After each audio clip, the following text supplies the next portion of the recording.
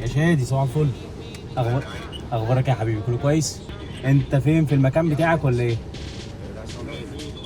طيب انا هخش على الابلكيشن كده وعايز اعمل ريزرفيشن عشان عايز اجي لك عشان تظبط لي كده اللوك بتاعي. يلا باي باي. هو شاذ صالون اللي هي ايه هيخلص القصه دي كلها. يلا بينا.